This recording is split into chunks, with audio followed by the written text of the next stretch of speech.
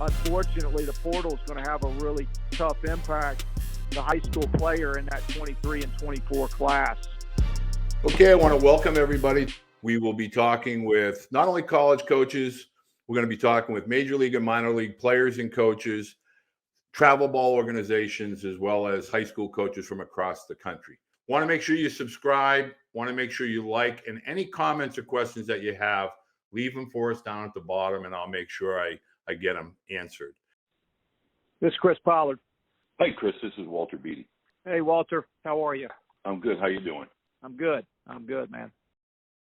Do you foresee like a major mega division Power 3 super conference and then other mid-major schools kind of going into a 1AA, for lack of a better term, type of situation? Do you see that happening at all?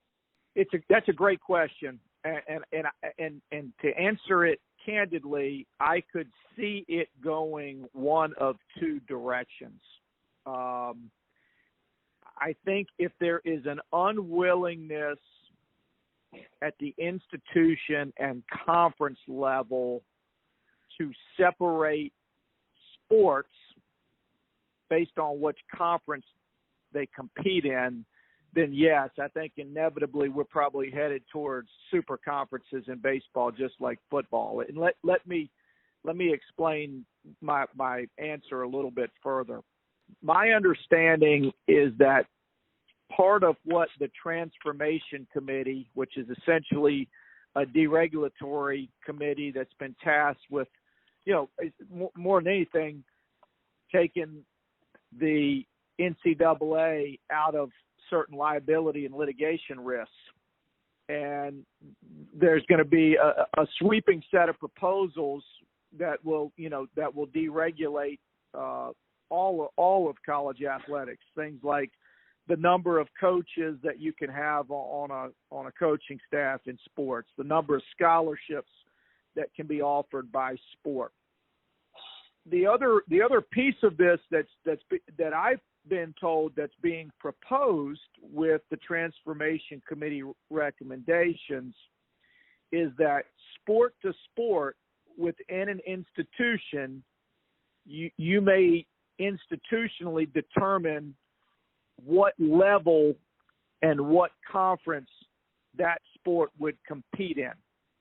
And so, a school may decide to go Division I in basketball, but they may decide to go Division I AA in football, and may decide to go Division III in all their Olympic sports. And I'm using that just as a total example. I don't know anybody that would do it that way, but and so I think if that's the case, if you have that discretion to sort of make that decision sport by sport within an institution, then my guess is that the mega conferences are going to be limited to football and maybe basketball, and then your other sports, your so-called Olympic sports, are going to stay in more geographically, cost-effective regional types of conferences.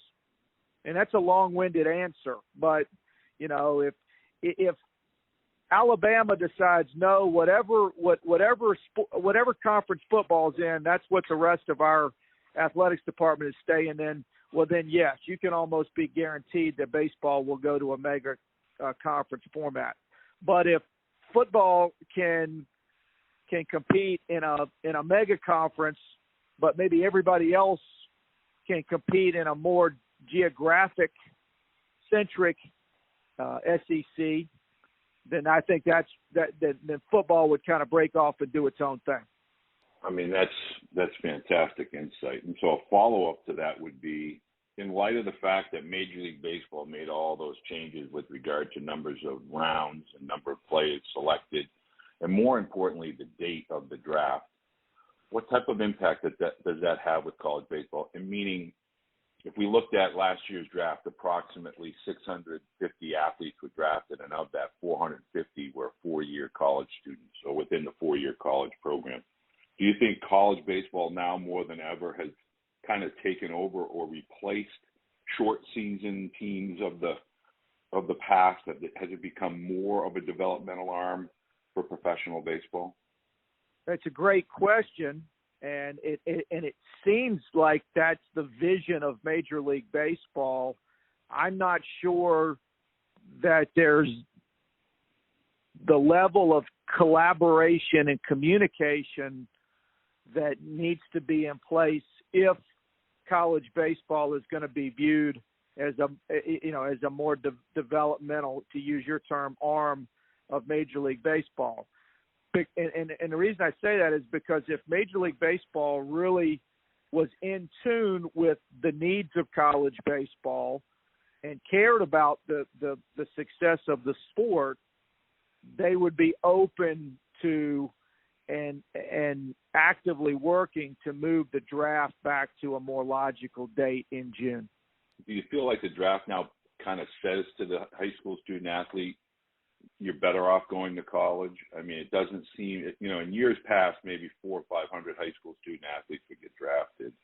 And now it seems like that number is greatly reduced, and it's almost like they're saying without verbally or writing in any kind of formal capacity, it's almost as if they're saying by going to college, you're going to develop into a potential, if your potential develops, we'll draft you, or you'll have the ability to play professionally after playing in college. It looks like it's putting more emphasis on the college coaches to win. It's kind of like a catch-22. On one side, college coaches want to win. They're not really in the business of developing necessarily, especially in light of today's transfer portal. But it seems like it's a big pendulum has shifted over to the focus or the attention on the 4-year college baseball player.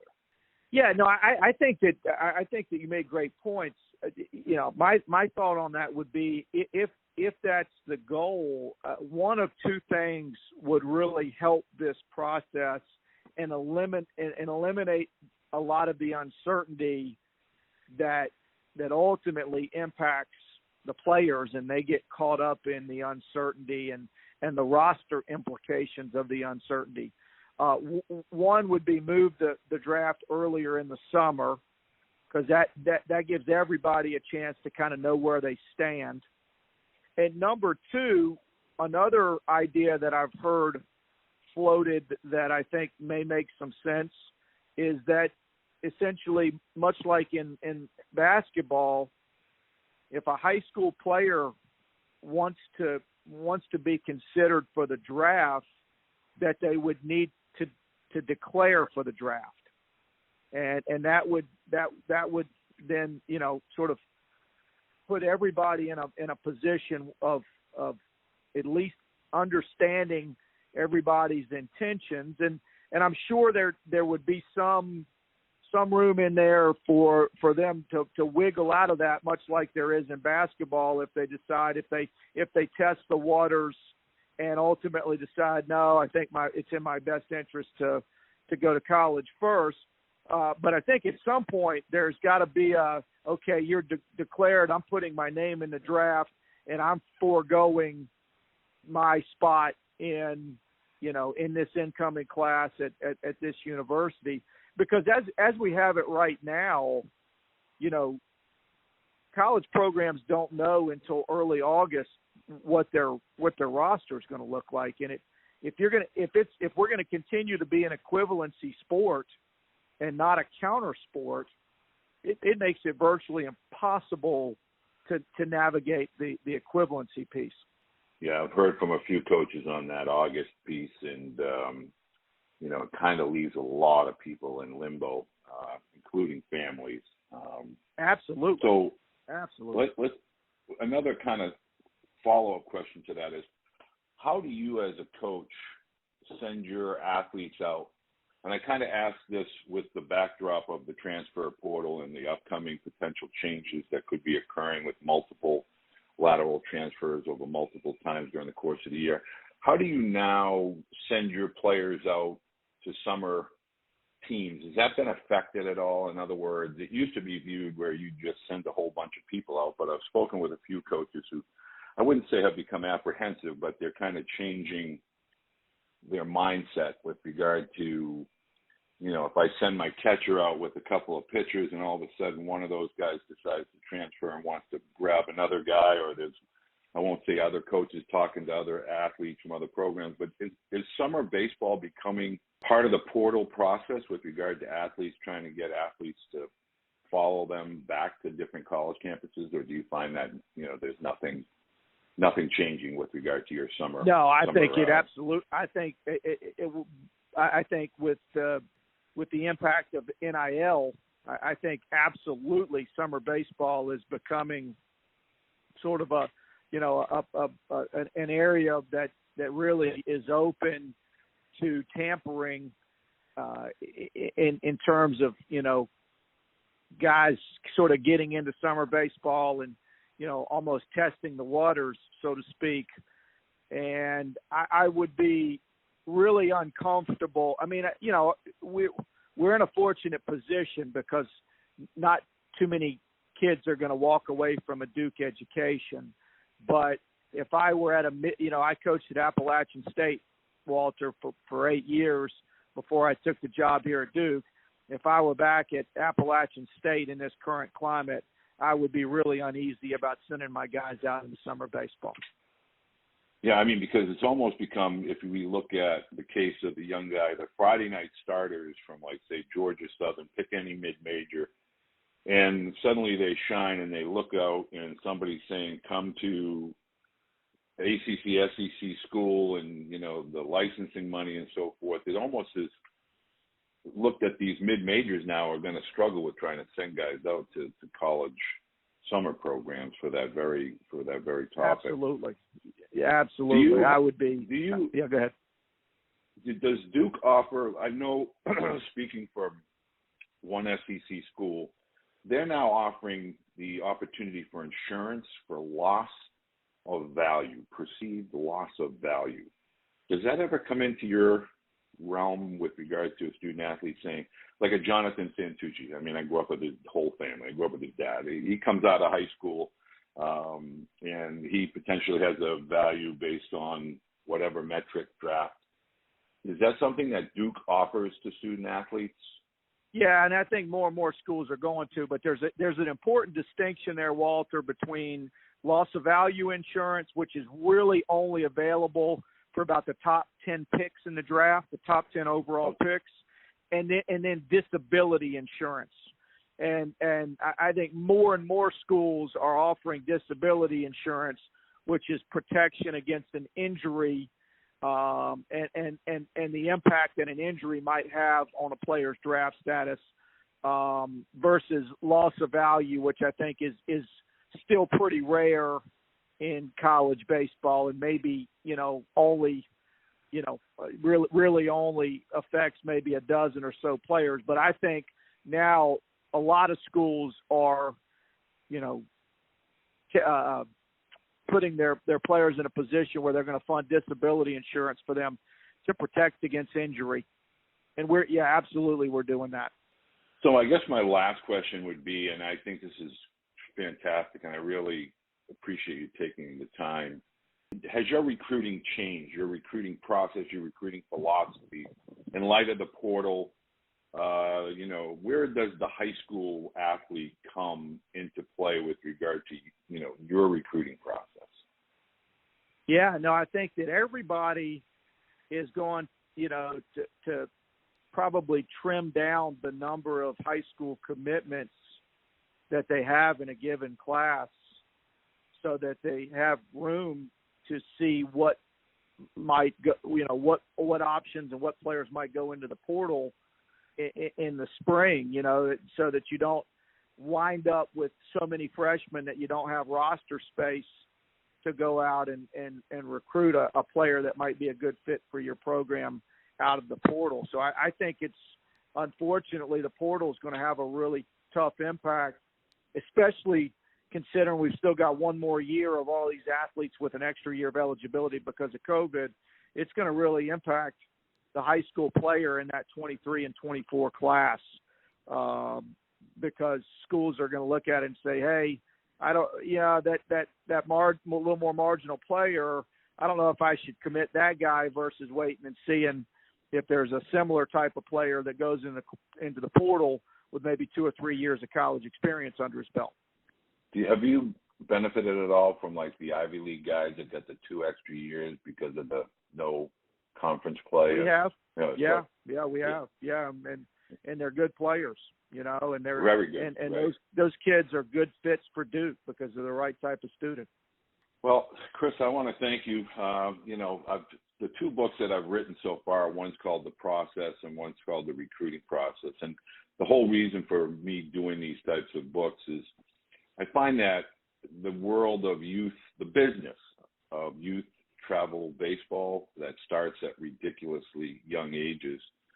If I told you that 7-year-old athletes and their parents are being told that the travel organization they play with matters as far as college recruiting goes, it's no longer a fairy tale. I mean, it's actually happening, and it's happening in such large numbers. And the realities don't fit, the narrative that the travel world, now, not all travel. I'm not painting the broad brush with, one stroke. I'm just saying that there's a lot of people, it's a $27 billion a year business model, and everybody's chasing these roster spots.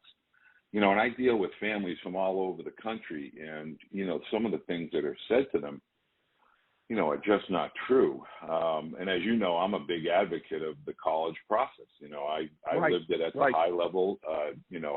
In fact, I can tell you definitively that Steven Santucci and I had lengthy conversations, over, you have somebody like KG just saying, hey, listen, here's the value of going to Duke or Vanderbilt or, pick your school. But it goes over and above the sport. It's and that's what I'm trying to get parents to understand, the value of those years during that college experience over and above baseball far outweigh,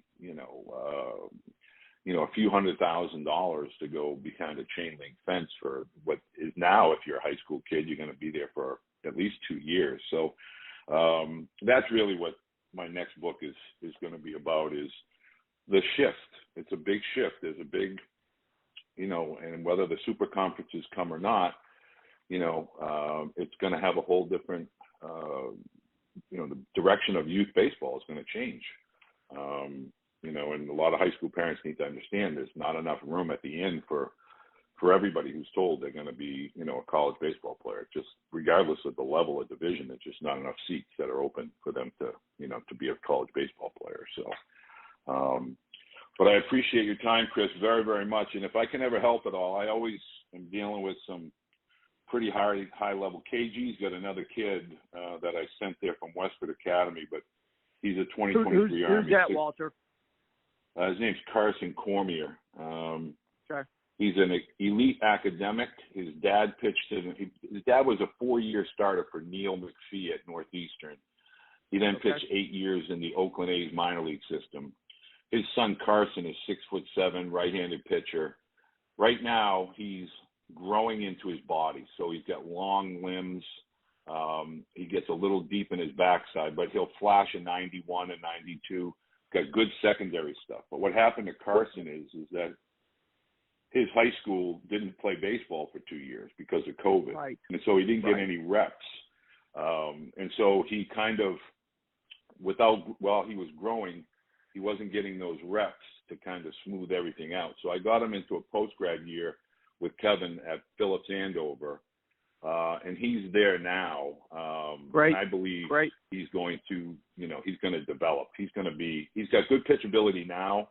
He just needs to shorten his backside, get rid of his arm swing, but he's going to be a really good college pitcher. He just got caught up in that COVID swing. So that's why I got him the PG year with Kevin. So you might want to, if you ever have any openings in the 23 class, you might just want to check in with KG. Absolutely. That's good to know, man. I appreciate the heads up. You're very, very welcome. And anything I can do at any time, Chris, please don't hesitate to reach out. I appreciate your time. Yeah, man. Stay in touch, Walter. Great to connect with you. Thank you, Chris. Thank you, sir.